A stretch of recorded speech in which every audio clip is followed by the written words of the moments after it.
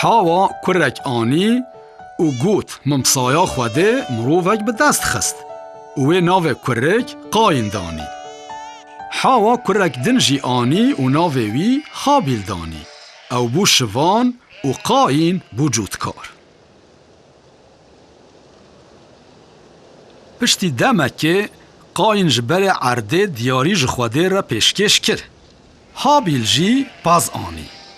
خدام پیشکش هابیل قبول کر لیلیا قاین ننیری. قاین پر هرس کد و روی خود ترش کر. لی خوده جره گود چما تو هرس بویی؟ خوده گنه قاین جره گود و وچ کپلین دارا هجیره نکاربون تازیبون و گنه آدم و حوا و شیرن و هاجی پیشکشا بخوین قط نکارا گنهان ببخشینه. قاین لگور خواستنا خوده نپرزیوی گوه خواه نداوی و توبه نکر. پایوا خوده دبیجه که هابیل به پیشکشا خواه باوری خواه راست کفش کر لی قاین وصا نکر.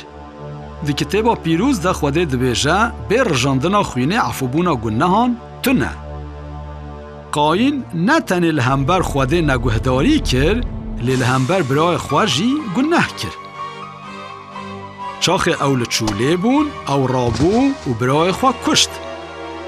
خوده جقاین را گود برای تل کدریه؟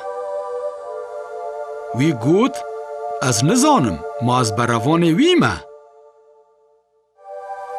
خوده گود تا چه کر؟ دنگ خوینا برای تا جا آخه گازی من دکه. تلو سر آخا که خوینا برای تاش دست تستاند کتی بن نفره. پاش قاین جبر روی خوده درکت. جنگوهداری وی میرکوژیا پیشی درکت لی خوده کر و کچندن دان آدم و حاوا.